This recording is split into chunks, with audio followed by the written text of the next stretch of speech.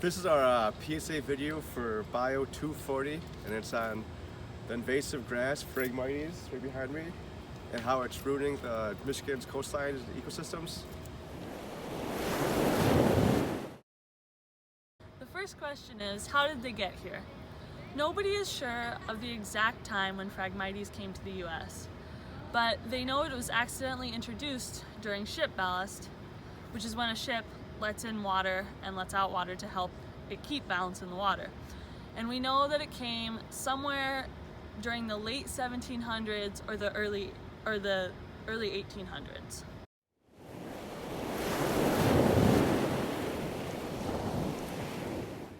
Next, I want to talk about how Phragmites spread. Phragmites spread mostly through seed dispersal, although they can also spread through above and below ground roots. According to the Great Lakes Phragmites Collaborative, Phragmites produce up to 2,000 seeds per seed head per year.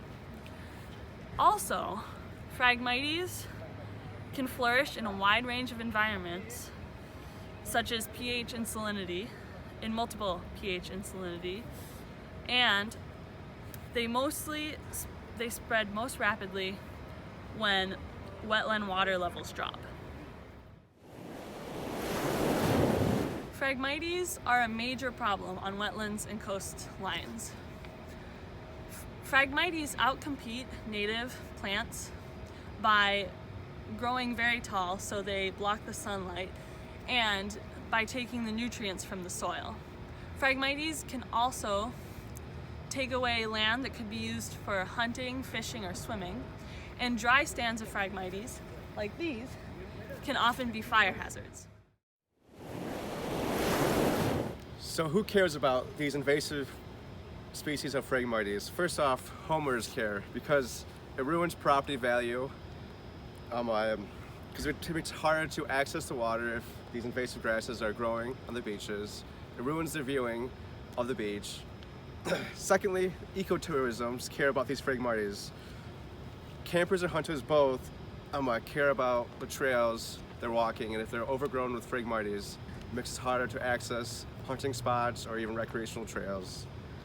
A report from Michigan United Conservation Club shows that hunting and fishing industries generate $11.2 billion annually in economic impact for Michigan. Next, I'd like to talk about ways to remove Phragmites. First, you should start by applying a chemical application like a herbicide on Phragmites. Wait a couple weeks till they die off, and once it turns brown and dies off a bit, you can either mechanically mow the Phragmites to remove them, or do a controlled burn to remove them. After you do either mechanically mowing or burning them, you need to monitor the area and keep repeating as needed. Because the first time you do it, they're going to grow back. The second time they're going to do it, they're probably going to grow back again. And it might take 1 to 3 years to actually remove the Phragmites.